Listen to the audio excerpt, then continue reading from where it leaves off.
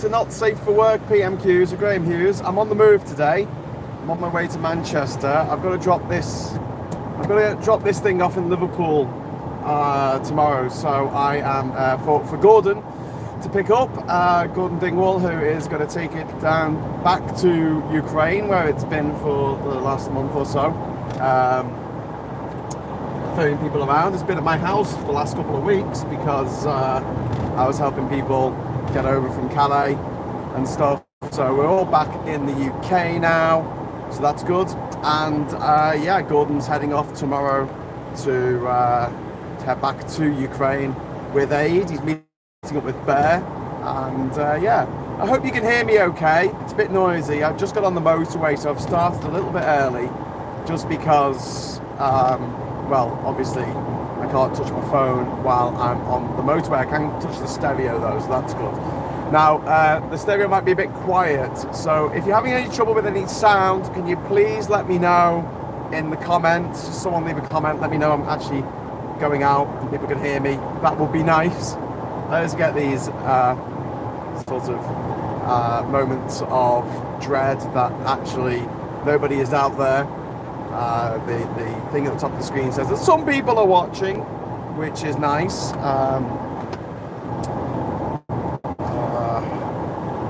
Isn't it mad? You can't touch your phone, but you can touch your dials to sort out tilt, as they say. But yeah, I'm not seeing any comments, so I'll let comment come in. Give me a comment.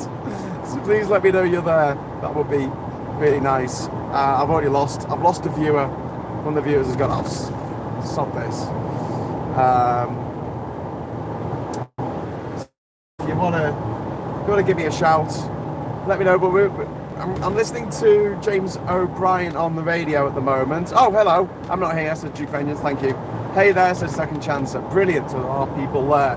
Can you hear me okay? Can you hear me? Let me know what the sound is like. I'm trying to turn down the fan a little bit. I had the windows open before. It was quite nice when I was driving through Durham, but I've had to wind them up because I'm on the motorway.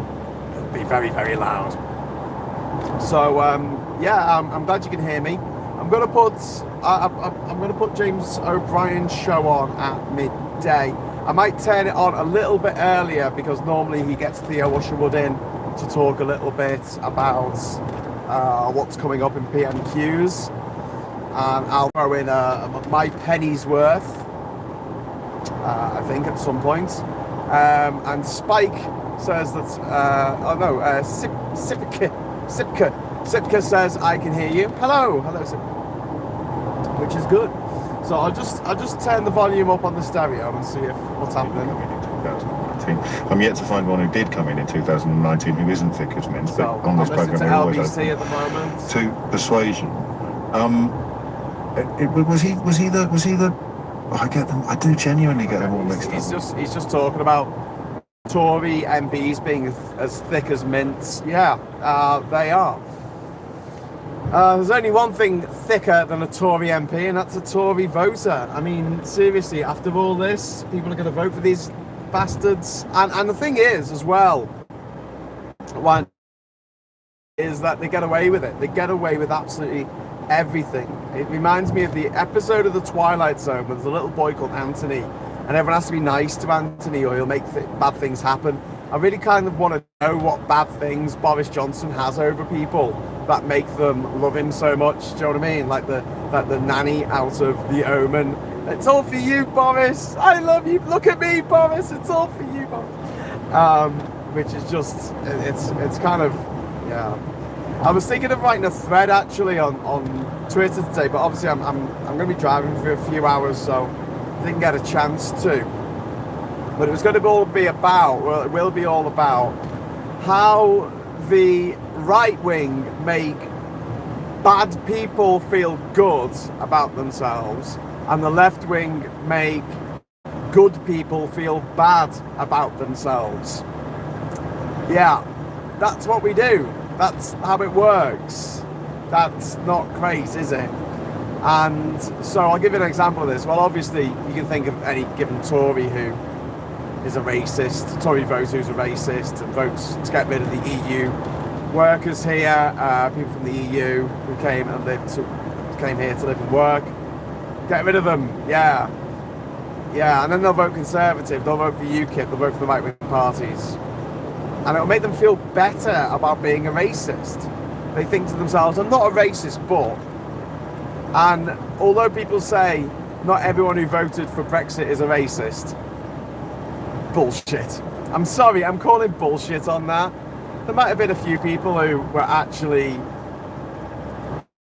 deceived by Boris Johnson and Michael Gove, and they were bewitched by Nigel Farage and other privately educated footballs. But generally speaking, people who voted for Leave were racists. They just wanted foreigners out and us to return to some strange, half-remembered halcyon days of the 1950s, hi John, when, you know, things were good, when it was simple because they were children and didn't have problems, and the internet and confusing things like, I don't know, punk rock, synthesizer music. Anyway, but the Brexit vote and vote for Boris Johnson makes these bad people feel better about themselves. He gives, and Trump does this as well, they give dickheads the ability to go, oh great, I've got someone in power who's a bit like me, like a dickhead. And so it's okay to be a dickhead. I blame Forrest Gump for this. Like, Forrest Gump was the beginning of it, wasn't it? Where suddenly after years of demonizing dickheads, this guy who was a complete moron achieved all these amazing things, and he was a wonderful guy. Most dickheads aren't like that. Most dickheads are in jail because they're criminals. I'm sorry to say it, but, you know, there's a level of stupidity that sort of merges with criminality. We see it all the time with Boris Johnson. But yeah, on the flip side of all this, so you've got the bad people, the policies of the right make them feel good. It makes them feel good about being racist, it makes them feel good about being dickheads. But on the left, oh my God, like, I feel guilty at the moment because I'm driving a 4x4. There's a climate crisis going on. The Arctic is melting. Bangladesh is flooding. There are, an earthquake in Afghanistan isn't the fault of global warming, but there are natural disasters happening all over the world that are happening. They're unnatural disasters. They're happening because we have dicked around with nature, and they wouldn't be happening had we not done that.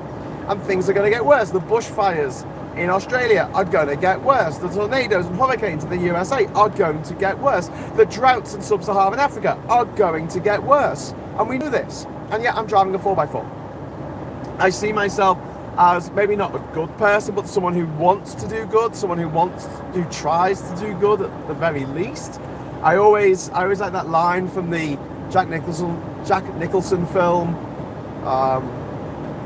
As Good As It Gets, where I think he goes on a date with Helen Hunt, and she says, tell me something nice, just tell me something nice for once, because he's so cynical and he just says all horrible things to everyone.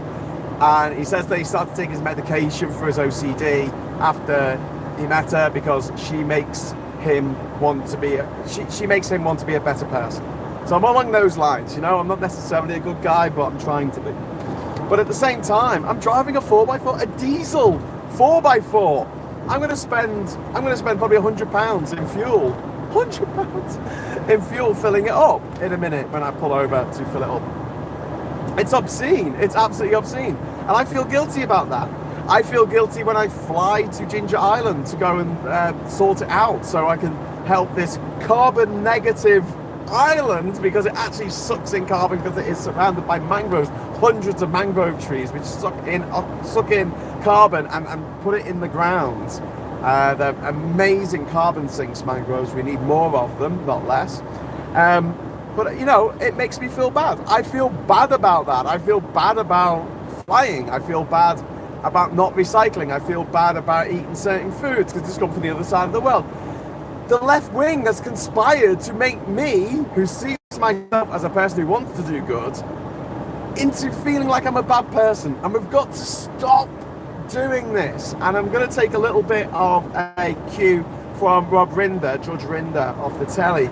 Because when he went to the place we went to in the border, which I kept on calling Prismal, but apparently it's pronounced It's pronounced something like Shumashul, Shamashul. It begins with a P, but it's pronounced Shumashul, Shamashul, like something like that. Anyway, I'll just say Madajka because I know I'm saying that almost right. He went to Madajka. He went to the border with Ukraine in Poland, the place where I normally go, and we go with UNHCR.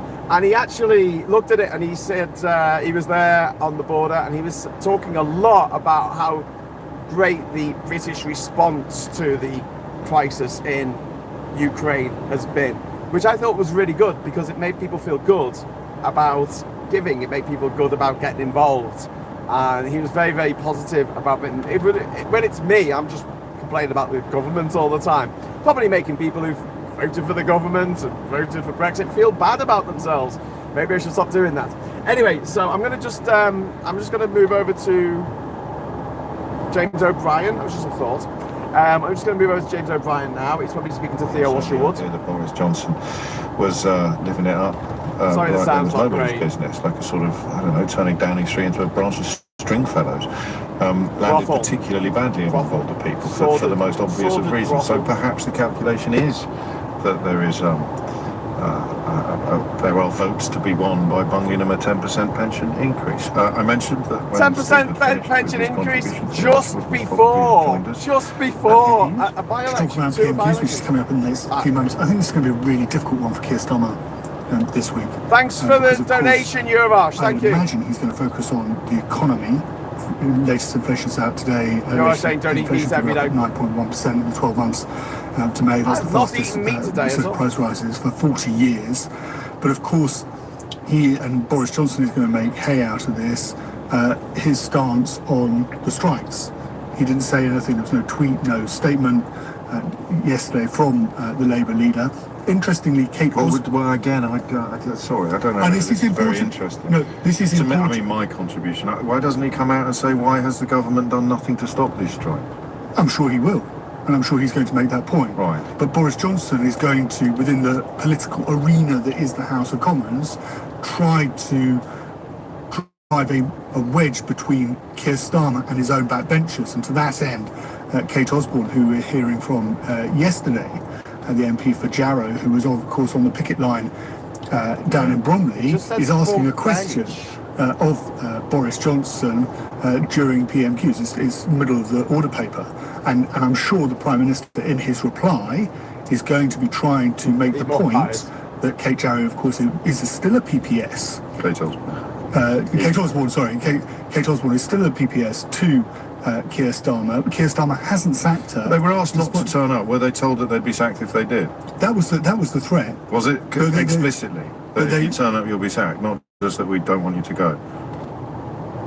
I would need to check that. But I don't remember the explicit threat being you'll be sacked if you turn up. Hi, Richard. But but when I did ask Kate Osborne that, she said regardless of what I was told, if I am asked to resign, then I will resign. Mm-hmm. But she hasn't been asked to resign. So there were there's 25 of them as well, isn't there?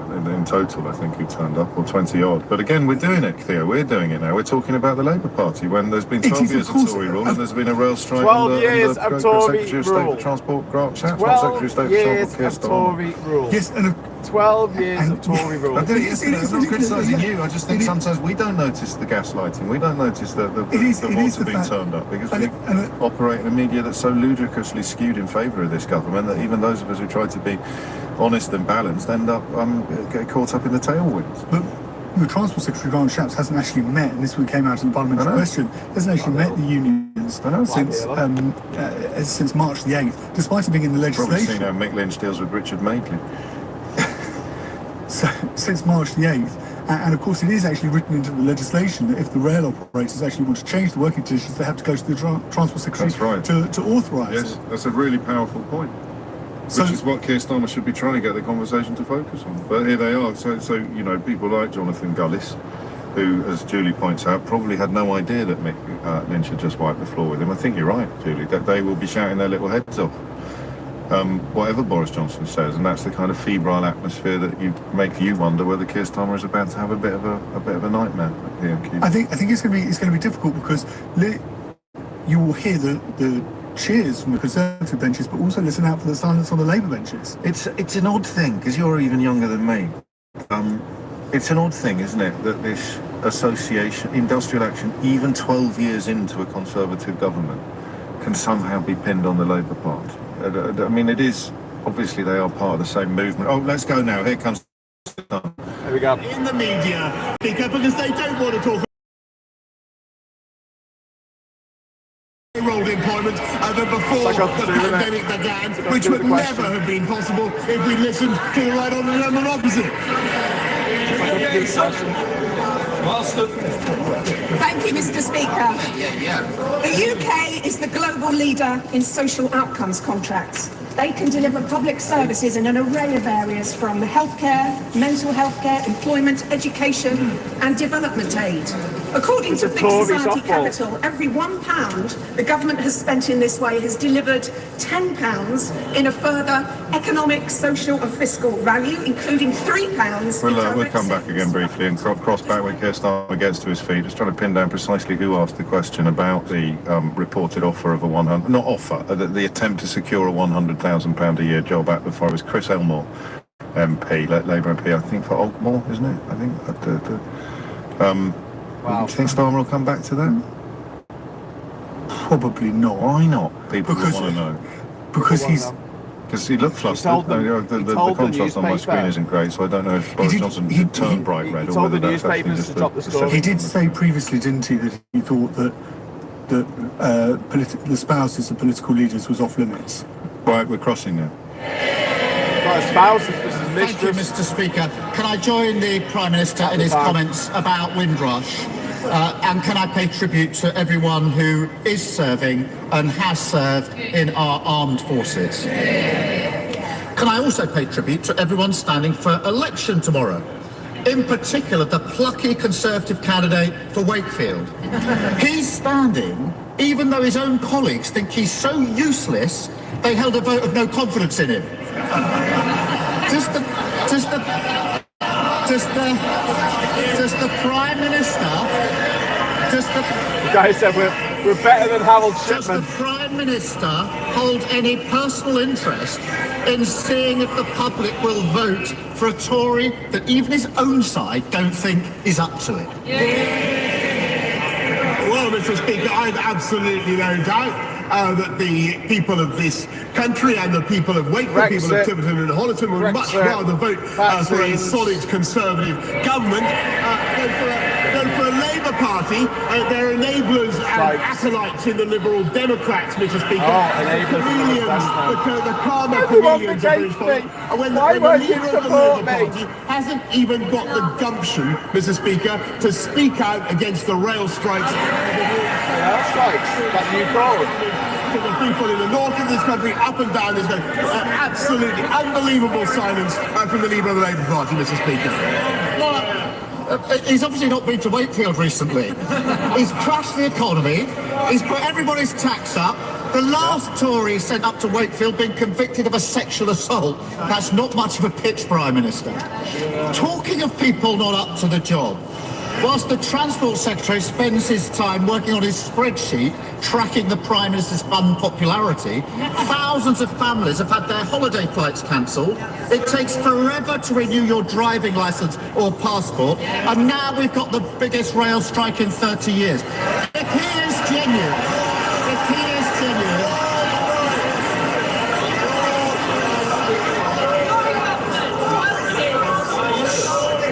Both sides, let's calm down, we've only just started. The problem is he'll go on forever and nobody wants that, I assure you. Whoever's speaking or asking questions, here's Starmer. If he's genuine about preventing strikes, will the Prime Minister tell this House how many meetings he or his Transport Secretary have had with rail workers this week to actually stop the strikes? Mr. Speaker, this is the government that loves the railways, that invests in the railways. Not 96 billion. It was the Tories who got rid of them in the first place, you cunts. I'll show you. God, he sounds like a child. He sounds like a spoiled brat. What did I? Oh, I will stomp my feet, and I will scream, and I'll scream, and I'll scream again. Fucking useless pile of shit. I had to have a fucking fucking operation on his nose this week because all the cocaine that he's been stuffing up it. Out on the picket line, defy instructions. I want to hear the Prime Minister's answer, even if you don't. I think you ought to show some respect for the Prime Minister. Prime Minister. Out on the 25. Fuck you, you fat and cunt. the shadow. Not showing this cunt any respect. Out on the picket line, Mr. Speaker, backing the strikers, Mr. Speaker, while we back the strivers. What? What? You mean the workers? Mr. Speaker, I'm The surprised workers? he's giving me advice about my team. If I do need advice, let's say about £100,000 job at the Foreign Office, I will ask him for recommendation. Yeah. Tried to sing that story, did you? There Mr. Speaker, there you have it. The Prime Minister of this country and his 12 Transport years of Secretary Tories. haven't attended a single meeting, held a conversation, or Bastards. lifted a finger to stop these strikes. But I did note that on Monday, they did find time to go to a lavish ball where the Prime Minister sold a meeting with himself for £120,000 to a donor. If there's money coming his way, he's there. He's nowhere to be seen. So rather than blame everyone else, why doesn't he do his job, get round the table and get the trains running? Yeah.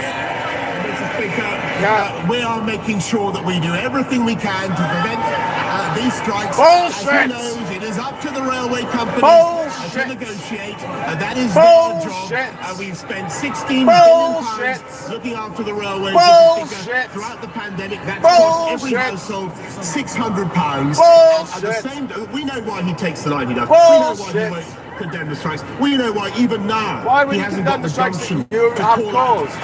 his MPs who are going out to support the pickets, Mr. Speaker. The reason his authority is on Labour, the line in this matter is that they take £10 million from the unions, Mr. Speaker. The RMT union has not been affiliated with Labour since 2009. No, 2004. Explaining to me. Fuck you, you fat cunt. He can't help himself. There's a huge problem facing the country, and all he's interested in doing is blaming everyone else. Yeah. Can't he hear the country screaming at him, get on with your job? Whilst he blames everyone and anyone, working people are paying the price. This week, his Treasury Minister said there's a society-wide responsibility for people to take a pay cut. At the same time, his Chief of Staff is trying to change the law to get bankers' bonuses increased. So come on, only one of them can be right. Is it his Treasury Minister who says every worker needs a pay cut? Or is it his Chief of Staff who says every banker needs a pay rise? Actually, Mr. Speaker, under this government, 5 million public sector workers are getting a pay rise, Mr. Speaker. We've increased the living wage by £1,000. We've increased universal credit so that people get £1,000 more. Thanks to the fiscal firepower that we have, Mr. Speaker, we're putting £1,200 more into every one of the 8 million most vulnerable households in the country. That is what we can do because of the tough decisions that we have taken, Mr. Speaker. Never made a decision in your what we're fucking also life, trying you to do fuck. is cut the cost of transport, which is a big part of people's weekly outgoings. How are you going to cut the price of fucking transport, you mad cunt? You fucking privatised it. Your cunt fucking mates privatised it. That's why we're in the mess we're in today. His Chief of Staff says that removing the cap on bankers' bonuses is, in his words, reflective of our new approach. Pay rises for city bankers, pay cuts for district nurses. That's the new approach. Mr. Speaker, I didn't see that on any leaflets in Wakefield. But this hasn't come from nowhere, because according to the Financial Times, on the 7th of June last year, the Prime Minister was directly lobbied for the cap to be lifted. Rather than help working people, he's rolled over on bankers' bonuses, hasn't he? Fat cats. Mr. Speaker, City fat cats. What we're actually doing is Fucking putting neo-aristocratic putting more money into the pockets of people up and down the country. £1,200 more for the 8 million most The cost of living has gone through the fucking roof. The price of petrol has gone through the fucking roof. The price of heating your home has gone through the fucking roof. The price of food has gone through the fucking roof. You massive cunt. You have taken money out of the pockets of British people. Not to mention fucking your shitty cunt fucking flavoured fucking Brexit. You horrible little twat. You horrible little rich Billy Bunter fuck to Dalek twat. Low wages, low growth. That sums his government up. Working people paying more tax under this government, and now they're told to take a pay cut. Yeah. He's having meetings about increasing bankers' bonuses, but he can't find time for a single meeting to end the strikes crippling the country. Mr. Speaker, it's Armed Forces Week. Under this Prime Minister, those serving our country are facing a real terms tax pay cut. Why is his government more focused on increasing bank... Order. Mr. McNeil, your voice isn't quiet, it's like mine, it carries. So the best thing to do, if you want it to carry, try standing on the turret for a while. Here's Mr. Speaker, it's Armed Forces Week. Under this Prime Minister, those serving our country are facing a real terms pay cut. Why is his government more focused on increasing bankers' pay than the pay of those that are running the country? Mr. Speaker, how absolutely satirical that you should talk about our support for the armed forces when we've increased our funding for our armed forces by a record sum since the end of the Cold War, and when eight of the shadow front bench actually want to get rid of our nuclear deterrent, including the shadow front. Fucking hell. What a massive fucking banana. He's taking money off the armed forces, he's taking money off the pension, he's taking money off everyone. And now he's like, oh, but they want to do other things. Nuclear deterrent. As a result of the steps. Put national insurance. You're putting up national insurance, reforming fucking our arse. systems that we cut costs for people up and down the country. Reforming our energy markets, building a nuclear reactor every year rather than one every 10 years. Is this like your 40 new hospitals? Getting people off welfare into work. Half a Where's your million new people nuclear reactors? You're in charge 12 fucking because we years. cut the time people are waiting on benefits, Mr. Speaker, and cutting the costs of transport for working people, Mr. Speaker. How are you cutting the cost? It's gone through the fucking roof under your cunt government. It cost me £3.20 to get a, no, £3.40 to get a fucking 10-minute bus ride into town. Under your shit-faced, cunt-hole, fucking drunken arsehole, banger, danga twat government. Could take it back to the 1970s. Fuck you fucking cunt. Yeah, foul cunt. For years in Harrogate and Knaresborough, we had the Labour no-growth Northern Rail franchise. Yeah. We now have new rolling stock, more and better services. Yeah. We have, though, seen some lost, as the industries had to suspend some services while they catch up on driver training lost during the pandemic. Strikes just takes us back to the 1970s. Yep. So will the Prime Minister's focus on the future ensure that we have apprenticeship schemes, focusing on engineering and driver training, to ensure that we recover the services lost? We have an industry that's focused upon efficiency and embraces technology. That's only going to take a fucking decade, isn't it? My right-arm friend knows exactly what he speaks, and we're doing just that. We're reforming driver training to make entry into the sector simpler, whilst continuing, of course, to make sure that we meet vital safety requirements. We now come to leader of the SNP, Ian Blackford.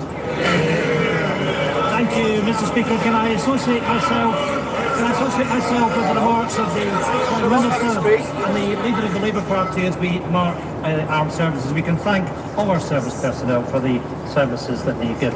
Mr. Speaker, on Windrush Day, we celebrate all those who have made Scotland and the UK their home. My party backs calls for a major commemoration for the 75th anniversary next year, so we can properly mark the value contribution that those that came here have made. Mr. Speaker, this morning it was revealed that UK inflation is now at a 40-year high.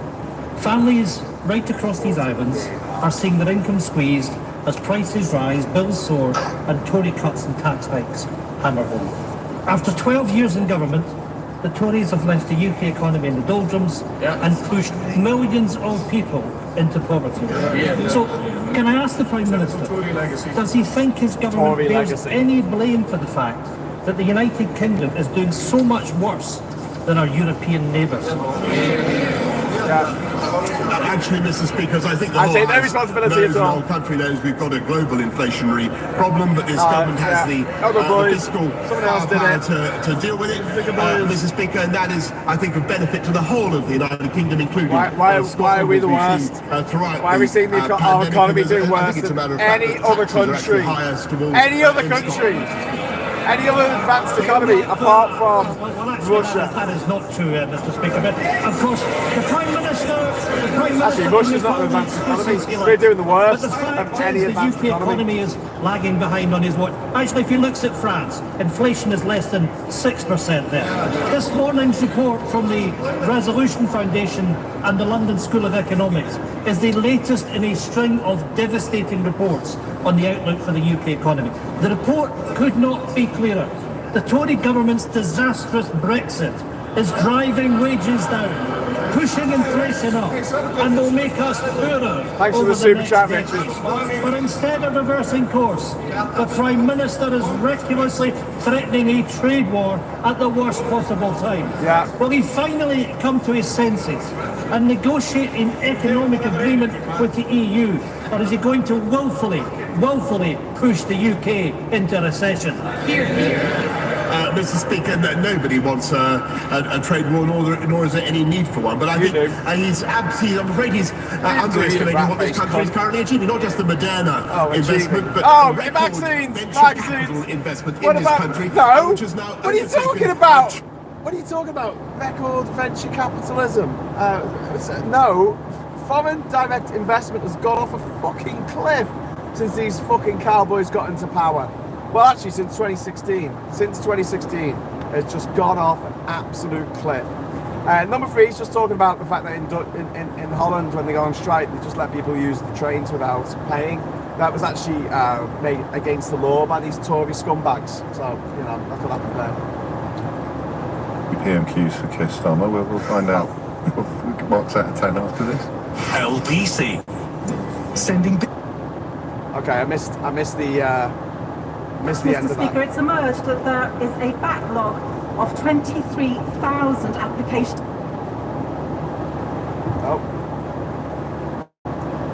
under the Afghan Relocation and Assistance Policy, with just 2 of 3,000 applications for refuge by Afghans.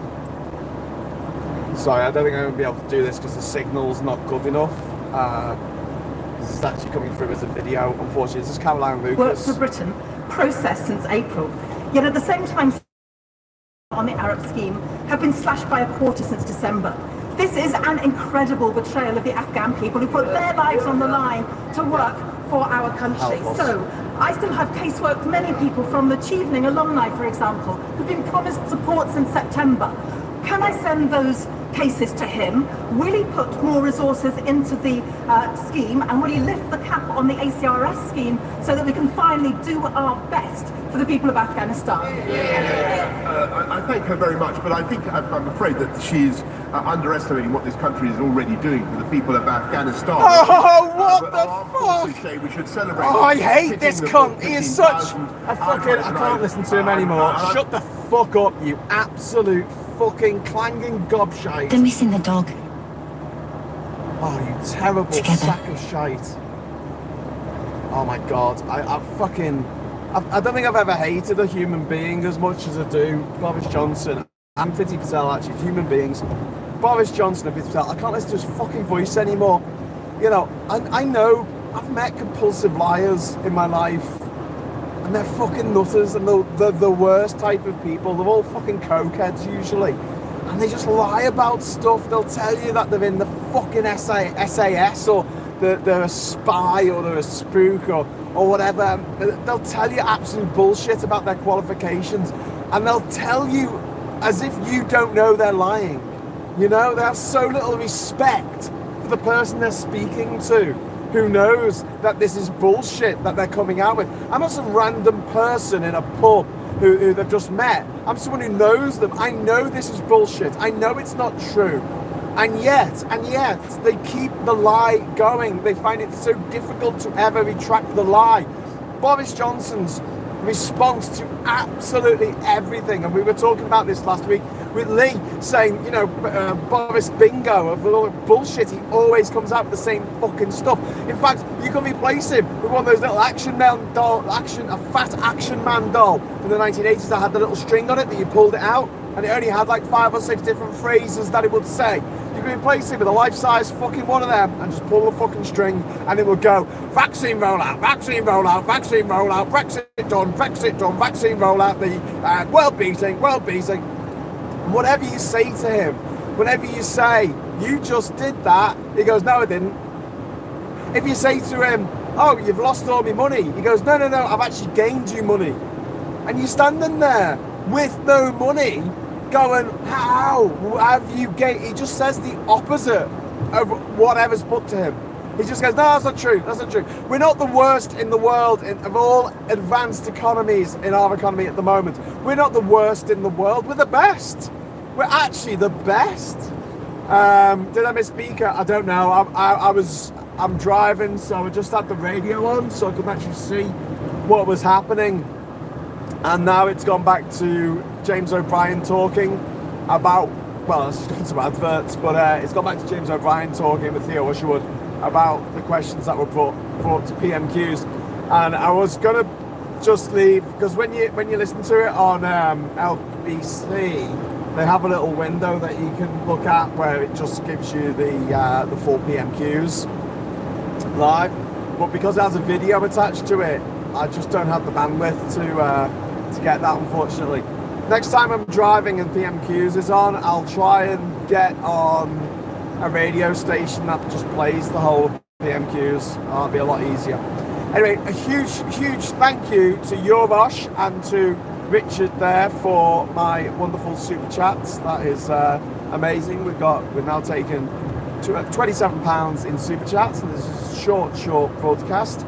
Those of you who joined us a little bit later, I'm currently driving to Manchester on the way to Liverpool to drop this 4x4 off. This is the Nissan Torano that we bought with funds from the UK for UKR.com fund, and we have it's been with me for the last couple of weeks. I've been helping people get over from Calais and from other places around the country. I haven't actually gone back to Ukraine. I'm hoping to go back next month, but Gordon, who's the medic that we've been meeting up with on the border, he's taken a few weeks off and he's heading back over there tomorrow, and he wants this to go in, so he's going to be driving this to go and see Chris, go and see Bear.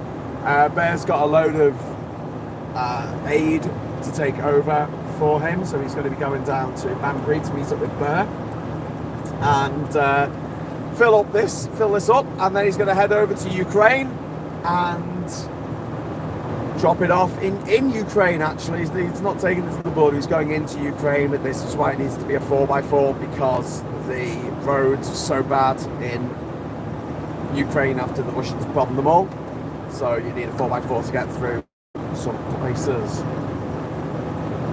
to get around the country.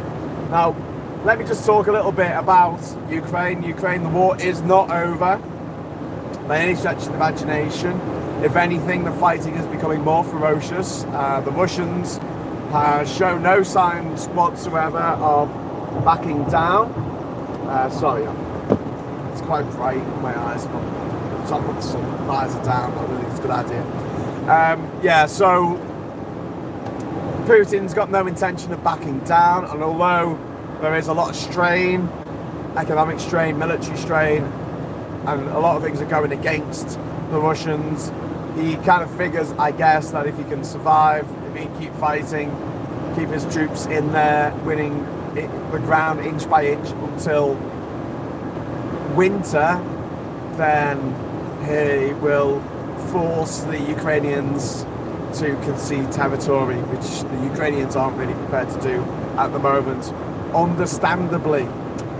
We could be doing more in terms of economic sanctions against the Russians, but we're not, because we have a bunch of criminals in charge who are in cahoots with the Russians. We have an aristocratic mafia of aristocratic delinquents who are in charge of the country at the moment.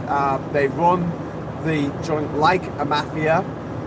You have to pledge fealty to the leader, who no one actually likes. In fact, 150 of his MPs said they have no confidence in him last week, the week before, sorry. 150 MPs, 148 was it? MPs voted in a secret ballot that they have no confidence in their leader, Boris Johnson, who is a liar, a cheat, a thief, a thug, scumbag par excellence. He is a vandal. He is lining his pockets with the nation's cash and lining his friends' pockets with the nation's cash. Under his watch, 180,000 people died of COVID. Meanwhile, in Japan, less than 10,000 people died of COVID. Japan, let's not forget, has more people living per square mile than the UK does. And plus, it also has a population almost double that of the UK, has a population of 129 million. The UK population is 66.6 million. 666. I wonder where that number comes from. Look at me, Boris. It's all for you, Boris. I love you, Boris. Yeah, you know what I'm getting at. Anyway, demonic forces have taken over Britain. But what the left need to do, start making people feel good about themselves. People on the right are adept at making people on the left feel enraged and helpless, which is infuriating in itself. But then people on the left have a tendency to make you feel bad.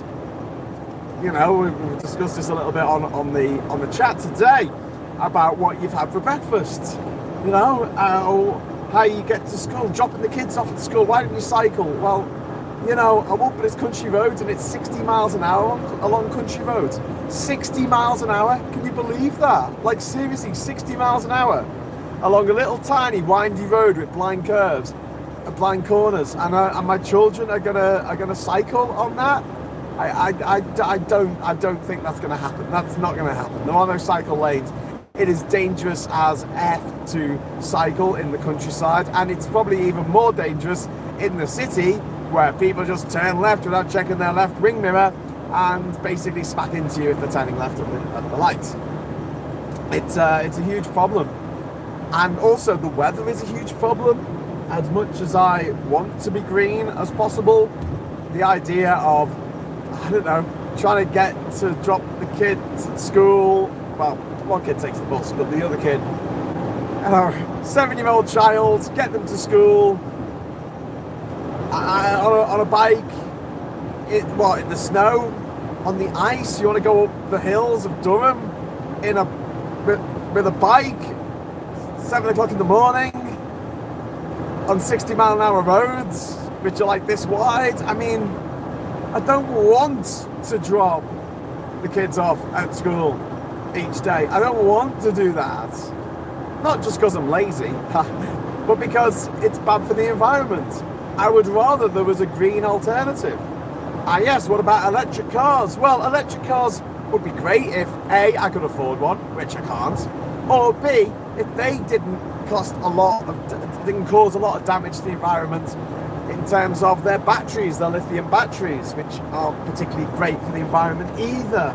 I mean, it's better than an internal combustion engine. It's better than a diesel engine by a mile. However, when it comes to, you know, what's right, what would help the world the most, a bus that was electric, that ran off a cable rather than a battery, that picked kids up from outside their homes or near their homes and took them to school, would be a win-win situation for everyone. We don't have that. We don't have that. If you get the bus to school, you've got to pay through the nose for it. Absolutely through the nose. It's only a bit cheaper than getting a bloody taxi.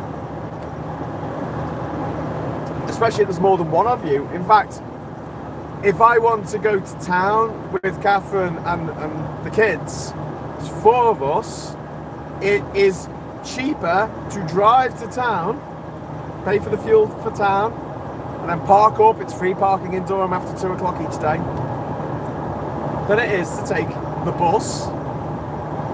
And in fact, it's actually cheaper to get an Uber, to get an actual taxi into town in Durham from my house, 10-minute drive to town.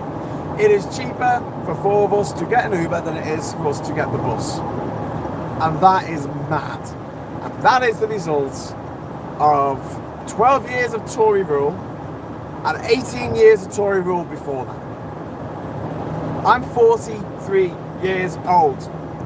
For 30 of my years on this fucking planet, in this fucking country, the Tories have been in charge. For 30 of my years. And Labour have had 13. Less than half. I'm sick of it. I want all of these cunts who are in charge of this country right now out of power. I want them in jail. I want them in jail for what they have done, their corruption, their monumental corruption. And there were people a couple of weeks ago saying, don't you think Boris has been punished enough? Punished enough? Punished enough? What the fuck planet are you on thinking Boris Johnson has been punished in any way, shape or form? How has he been punished? What's happened to him? Has he been docked pay? No. Has he lost his job? No. Has he been demoted? No. Has he been given the cat and nine tails? No. Has he been put in a fucking stock and had rotten fruit thrown at him in public? No. What the fuck has happened to him? Nothing. Absolutely 100% nout. Not a fucking skerrick of a fucking punishment for that motherfucker. Not a gnat's pube of discipline. Nothing. Nothing has happened to him. Don't you think he's getting it? No, I don't, love. I really don't.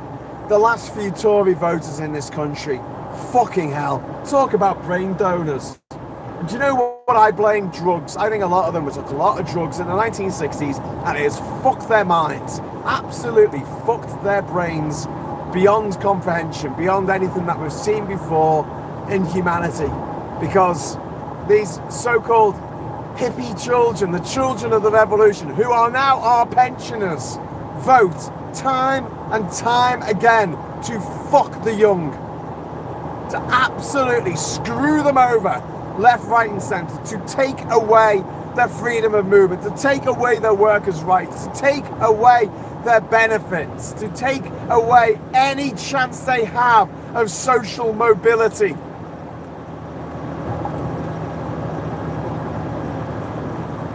What was that lovely quote? Was it Plato or someone said that, you know, men should plant trees in the shade of which they will never sit in. That is it. That is what we should be fucking doing right now. We should be planting trees, and we're not. We're making excuses. Well, we're not, you know, but there's a lot of people making excuses for Boris fucking Johnson, the most hideous blob of blancmange that has ever darkened our political doorsteps. That syphilitic bag of custard who sits there like fucking Queen Bee, still in charge, still running the country into the dirt, still not giving a fuck, still thinking it's all a big fucking laugh. As people in this country are suffering, as children are fucking starving. And Yorash says, quite rightly, be fair, he did apologise. Well, it was one of those mealy-mouthed apologies, wasn't it? The kind of apology where they go, oh, I'm sorry if you're upset. And then he adds it afterwards immediately, but I did nothing wrong. I didn't break the ministerial code. I thought I was doing the right thing. This is a cunt who goes to the press office, part of his fucking setup in his house, right? Goes into the room where there's half a dozen people whose job it is each day to knock out a press release to give to their client journalists, their prostitutes, the mad papers, the Mail, the Express, the Telegraph, the Sun Scum newspaper. They have to write up a press release all day. That's what they have to do. Occasionally, they have to make a phone call to the Times to tell them to pull a story about Boris Johnson trying to give his then mistress a £100,000 job in the Foreign Office. Chief of Staff, the Foreign Office, a job for which she was uniquely unqualified. But, you know, he was boning her, so you got to give him that job. Fucking Christians vote for this cunt. Christians, people who think of themselves as Christians. Oh my giddy fucking ants. So yeah, no, he didn't break the ministerial code. He said he was sorry in a mealy mouthed, fuck it, I didn't do anything wrong. I didn't realise I was doing something wrong way. Because he honestly believed that it was all right to go for a drink, have a party with his press office because someone was leaving. That was his duty. While people couldn't say goodbye to their own mothers and fathers who were dying of COVID. They had to do it through a window or on an iPad. And every week brings a new fucking scandal. The scandal this week is we've got these rail strikes and the government, which has taken over control of negotiation from the private rail companies that these workers work for, and it's not the train drivers who earn £60,000 a year. It's not the train drivers. They're mostly in ASLEF. This is the RMT union, a union that I now have no particular love for because they told their dickhead, well, not their dickhead, but like their dickhead leaders told their members to vote for Brexit. So you can probably guess how I feel about this Lexiteer dickhead organisation, the RMT. However, their members balloted for a strike in order to bring the government to the negotiation table, and yet the government has refused to negotiate and has used this as an excuse to bash Labour and call it a Labour strike, even though Labour haven't been in charge of the country for 12 years. It's quite impressive, quite impressively stupid, quite impressively thick as fucking mints. The people who believe this, the people who are still there, who are still like, yeah, Boris is the guy, he's my man, he's the guy running the country into the ground, the economy's gone off a cliff, fuel has gone, it was £2, I just saw £1.99 a litre, £1.99 a litre for diesel. Now, that's standard. To fill your tank up costs £100, standard. If anyone wants to contribute towards the fuel costs of getting this thing to Liverpool and then towards Gordon driving it all the way to Ukraine, it would be much appreciated. You could either give a super chat here and that will get to where it needs to go, or you can head over to UKR.com, UK4UKR.com, easy to remember, UK for Ukraine. And if you go there, you can give to the fund, and that money will directly go towards helping Ukrainian people. Unfortunately, the war has sort of drifted into the background a little bit now in the news cycle, and people are kind of forgetting about it, but there are still millions of Ukrainians that need our help, need our support, and we need to be there for them. So I'm just gonna scooch over. There's people in the middle lane driving really slowly. It's kind of annoying.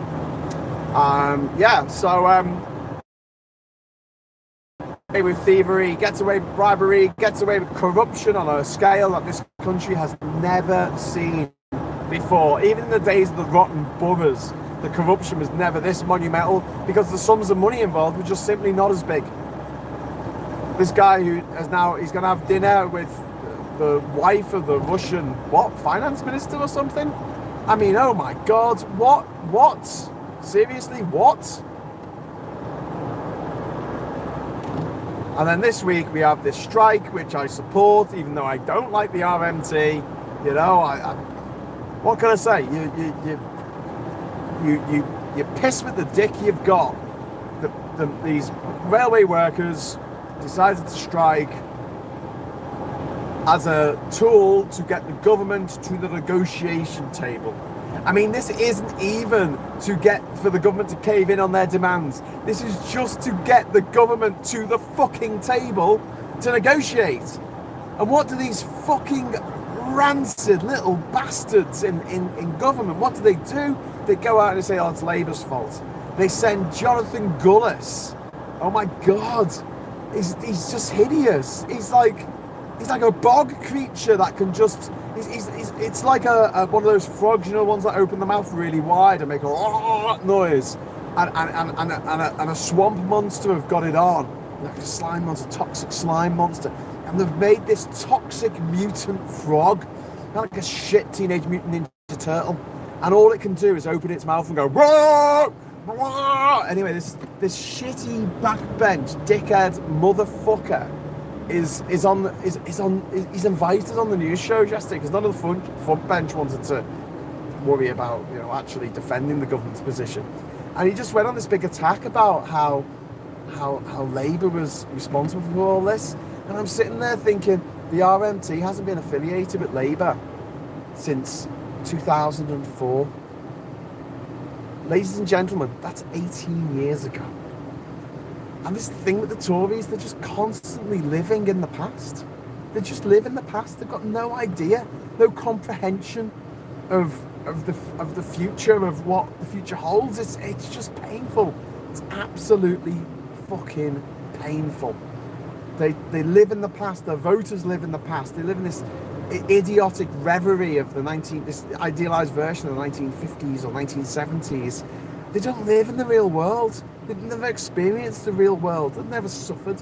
They've never scrambled around the back of the sofa to find 20p to put in the electricity meter. They've never driven down the dock road looking for, you know, in an old clapped out Fiesta that they bought for 200 quid, looking for scrap wood to burn to keep themselves warm. They've never had to do that. You don't know anyone who's really suffered. They might get a letter now and again off a constituent, but they probably ignore that. That's quite painful, the level of dickheadedness in the government at the moment. This winter is going to be very bad for a lot of people. We're not going to be able to afford fuel. We're not going to be able to afford food. It's going to be horrible. And that horrible little squishy wanker, Boris Johnson, will be sitting there, proud as punch, Queen Bee. Oh, look at all the amazing stuff I've done. The fastest vaccine rollout. Yeah, but it wasn't complete vaccine rollout, and other countries have managed to roll out the vaccine to more people. They might have started later, but they finished first. So, you know, still got a way to go on that. COVID hasn't gone away. There's still people being hospitalised. 1 in 10 people at the moment have COVID, and yet we're acting like it's all gone because we're like kind of sick of it, which is understandable. We are sick of it. Do you know what I'm sick of more than COVID? Boris fucking Johnson. I just opened the window there and it's a bit loud because I'm on the motorway, but I've hit traffic. So there's been an accident apparently, so we have to slow down because one of the lanes is closed. So I'm just on the A1M at the moment, heading down to the M62, which I hate. I hate the M62, I hate the M25. Oh, and by the way, if any of you were watching when I was driving back from Ukraine on the first journey in the camper van with Bear, and I talked about the fact that we got flashed at a traffic light. Well, not a traffic light, what's it called? A traffic camera flashed me. We were going at 70, and then there was a gantry that was lit up, and it was quite hard to see because it's so bright. And by the time that I realised that it wasn't actually, you know, I slowed down anyway because I saw that it was lit. I was like, well, I'm not going to risk it. I thought it wouldn't go down from 70 to 40, but it did. And then it went back up to 70 at the next gantry. Middle of the night, no one on the road. It just seemed a bit odd. A bit like a speed trap, maybe. But it was also quite dangerous because all the other cars I could see who were going faster than we were. I was trying to save petrol. I was not in a big hurry. I was only doing 60 in a 70 zone to start with. But everyone slammed the brakes on as they went onto this gantry. And yeah, I got the letter in the post from Kent Police this week saying I had been found doing 49 in a 40 area of the motorway at 10 minutes to midnight on that date. And I was like, Yeah, got it. So, yeah, I've got to do a drive. Well, I can either pay a fine, I guess, or I've never had points on my license. I've never been done for speeding before. It's quite a new experience for me and quite a humiliating and humbling experience for me. You know, no good deed goes unpunished. But yeah, it means that either whether I pay the fine, I have to pay the fine, or whether I do the. Oh my God! Wow, there's been an accident. There's a Land Rover on its side, and its trailer is on the side of its side as well. Bloody hell! Wow. Okay. There's the speed restrictions off again now.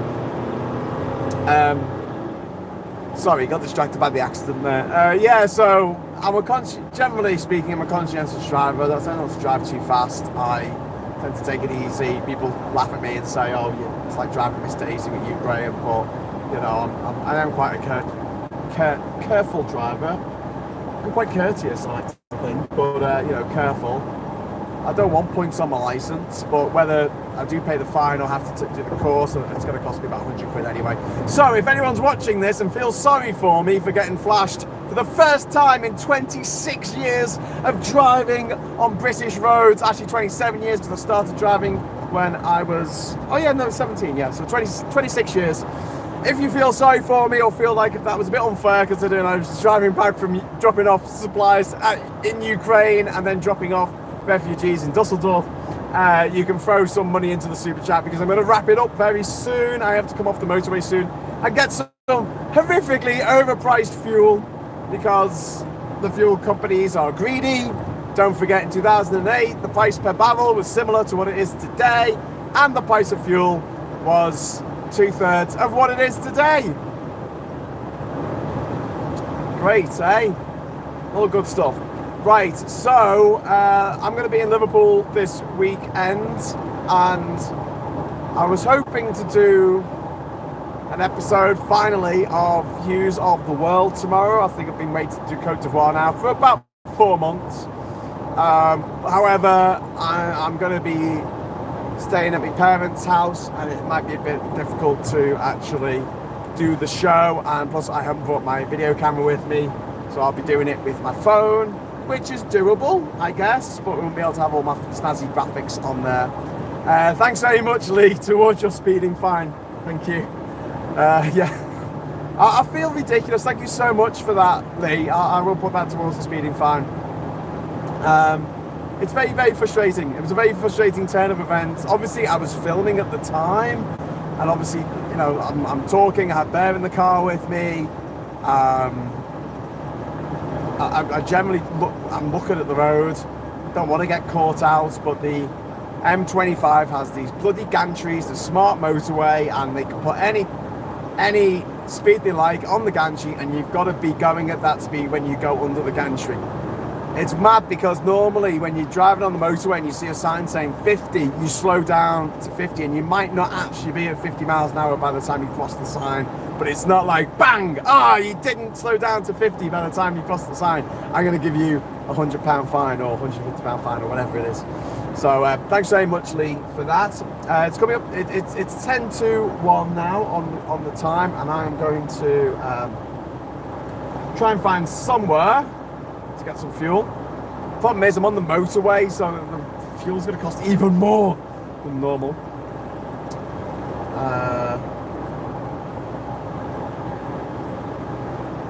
Safe journeys, highly. Burn everything and rule over the ashes. Yeah, well, it seems what the Tories are trying to do. Indeed, my friends. It winds me up, and that's why I do Prime Minister's questions. PMQs, Graham Hughes, and it's a bit sweary. Sorry about the swears. It'd be good if there was a thing where I could raise £1 every time I made a swear. Every time I did a swear, I'd get £1. That'd be great. I'd swear a lot more. I'd be rich beyond my wildest dreams.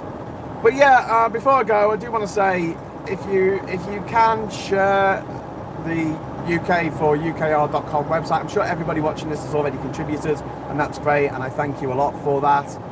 But if you can just share the website, just go over and swipe the URL, put it on your Facebook, put it on your Twitter, put it on your MySpace, and say Graham and Kieran and Bear and Gordon, Debbie, and Emmy, we're all working together to try and help Ukraine. We have the means and the time to do it. We just don't have the lucre. So if you know someone who's rich, if you know someone who's won the lottery or is a pensioner, feel free to contact them and say, hey, how about you chip in for this fund? If you go on the UK for ukr.com website, you'll see the blogs are all there. We describe our journeys. We've got GPS points of the journeys. We tell you what we did, and also obviously while we're doing the journeys, we live cast to show you where your money is going. And unfortunately, most of the money that I would like to be going on aid is probably going on fuel, because fuel is so ridiculously expensive, not just in here, not just in the UK, but all over Europe. Although I think this is quite possibly one of the most expensive places to get fuel at the moment. And it's all the fault of the greedy petrol companies who see the writing on the walls, and they know that oil isn't going to be the predominant source of energy forever, and they're cashing it in their chips while they still can, which is nice. So I'm looking out for petrol stations to pull in. There you go. There is one coming up, although it will put 8 minutes on my journey. So you got to wonder about this. Like you pull over at the services on the motorway, and you pay like 10 pence a litre more for the fuel. Or you can pull off the motorway and go somewhere near the motorway where you pay a bit less. But then, is the fuel that you burn getting to that place worth it? That's the gamble you've got to make, my friends. It would be cool on Google Maps if you can go onto the thing where it allows you to see where petrol stations are coming up along your route.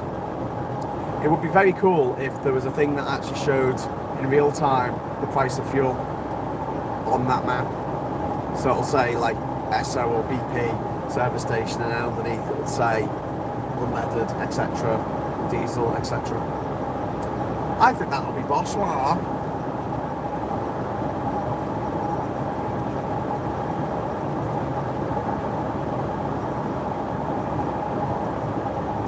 Well, I better find the petrol station soon, because I want to wind this podcast up. I was going to stop it when we were back at that accident back there when we got stuck, and we didn't actually stop. We went slow, we didn't actually stop. I'm always a bit worried about touching my phone. On the first journey, I was touching my phone because I thought, well, as long as you're not like trying to type out a text message, you just press buttons on it. It's only the same as pressing buttons on your car stereo or on the air conditioning or whatever. But apparently, new law, even if your phone is on a mount like this is, you're not allowed to touch it. Getting Blackford. Okay, tell me more. I just read a message saying the bots are out in force trying to get Blackford to resign. Blackford? What the fuck has Blackford done? Why does Blackford have to resign? What's he done? Is it some tiny little petty misdemeanor for which Boris's crimes, it just pales into insignificance next to Boris Johnson's crimes? Please let me know in the chat what Ian Blackford is rumoured to have done. I'm quite interested in finding that out.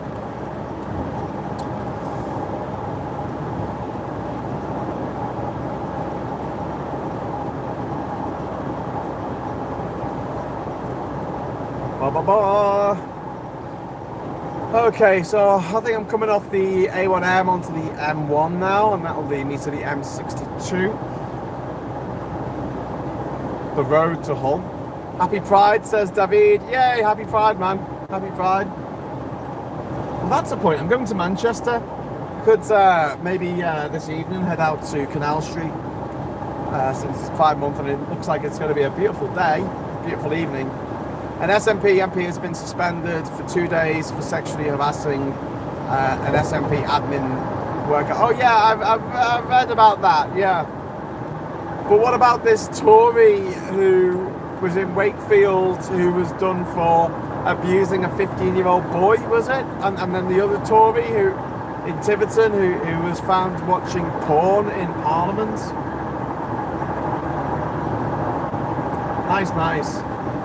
Nice people, genuinely nice people.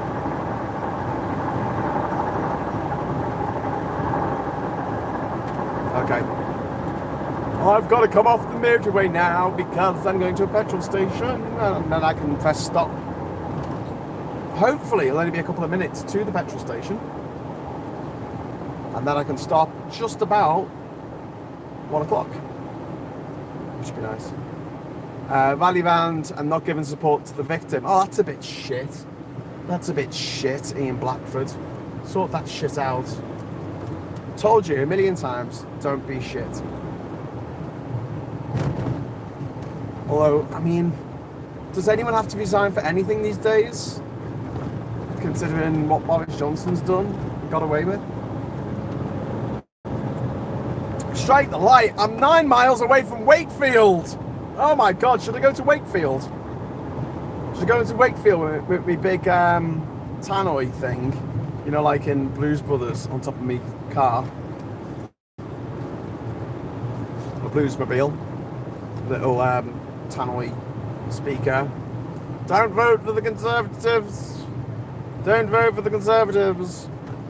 The Conservatives are a gang of fucking cunts. Don't vote for the Conservatives. Tell the Conservatives to stick their election up their arse. Spoil your paper if necessary. Just don't vote Conservative. Stay at home. It'll be a nice day tomorrow. Stay at home. I love the way Boris Johnson's just basically bribed all the pensioners who vote Tory.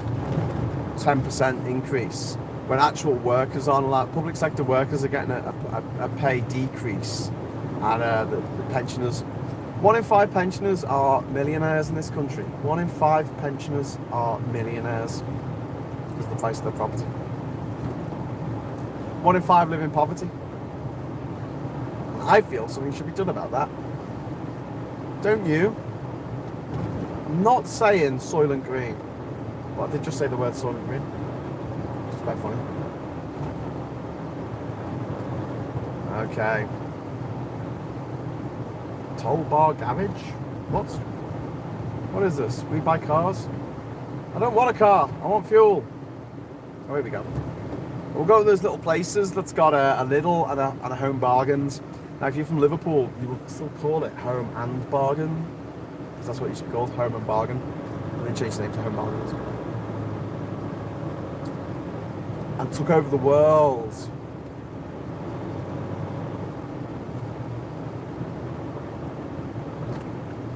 Right, what do we got? Oh, we've got a Tesco. Yep, £2 a litre, guys. £1.99. £1.99 a litre. Oh my giddy aunt.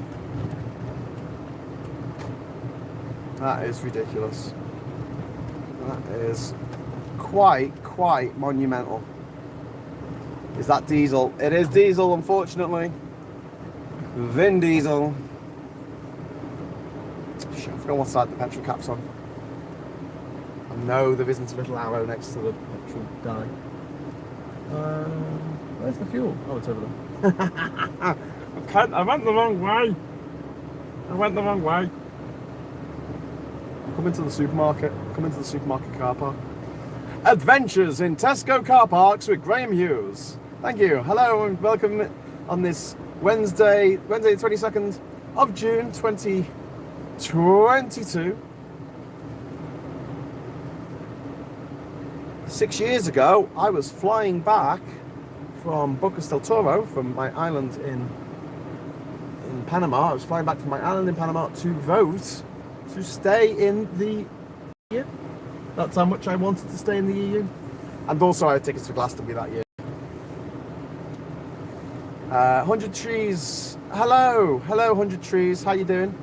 Did a little voiceover for you this morning. Tried to make myself sound like, you know, Christopher Lee, Vincent Price, Peter Cushing. Little horror thing. That was good. That was fun. Oh.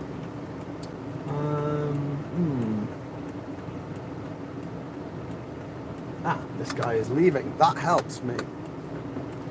This guy is leaving. That helps me. Dun, dun, dun. Let's drive. I'm going to put 50 quid in. Tesco everyday value, yeah. Oh. The guy in front just drove forward a little bit. Oh no, it's alright. It's because the person in front of him is going as well. Cool, bananas in pajamas. There we go. There we are at the pump. Let's just see the handle of the pump there. Ow. I just tried to put it in park. I just smashed my knuckles against the my drink that was sitting there. Dope. Okay. Oh, that's a lot quieter. Oh, I can hear myself think. Okay, so I'm near Wakefield. Bizarrely enough, there's a by-election here tomorrow. Please vote not Tory. Tell everyone in Wakefield to vote Tories and continue to support the wealthy Tory donors. Coach unionised workers and eliminate pay limits on the highest paid bosses in the city. Yes, Adrian. What can you do? The culture wars, the culture wars. Thanks for watching. Thanks for the super chat. Really appreciate it. Thanks for the money towards the fine. And I'll be back with you, I don't know, pretty soon. I'm going to get things back on track. I've got a lot of work to do, a lot of things to put together in the next few weeks. So I'll try and keep you in the loop. And I will at some point, maybe tomorrow, let's say tomorrow night, tomorrow evening, I'm going to try and get onto the Discord server because I haven't been on it for ages. So let's do that. I better go now because there's going to be a queue of traffic behind me going, why is it taking so long to fill up his car? All right, take care, everyone. Bye-bye. Bye-bye.